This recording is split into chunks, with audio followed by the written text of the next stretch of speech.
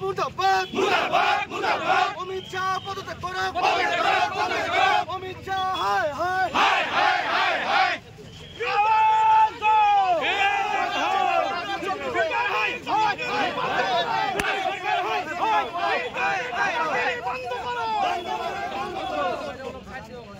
BJP হায় হায় আওয়াজ দো না চলিব বাবা সাহেব আম্বেদকর অপমান করা না চলিব হায় হায় BJP go back Amit Shah পদত্যাগ করবে লাগিব অমিত শাহ পদত্যাগ করো অমিত শাহ হায় হায় বিজেপি হায় হায় ডক্টর আম্বেদকর অপমান করা না চলিব সংবিধান প্রণেতা ডক্টর বাবা সাহেব আম্বেদকর অপমান করা না চলিব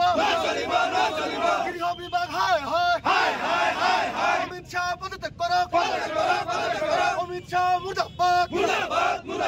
অমিত শাহ হায় হায় অমিত শাহ পদত্যাগ করো আম্বেদকর অপমান করা না চলিব গৃহ বিভাগ হায় হায়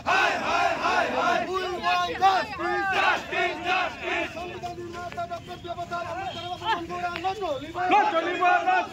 গৃহ বিভাগ হায়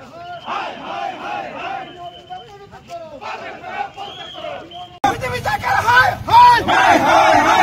পৃথিবী সরকার go back Amit Shah go back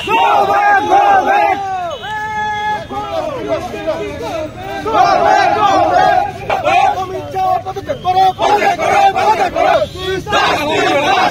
Amit Shah go back Amit Shah মুর্দাবাদ Amit Shah পদত্যাগ করো অমিত শাহ পদত্যাগ করো অমিত শাহ হায় বিজেপি হায় ডক্টর আম্বেদকর অপমান করা না চলিব সংবিধান প্রণেতা ডক্টর বাবা সাহেব আম্বেদকর অপমান করা না চলিব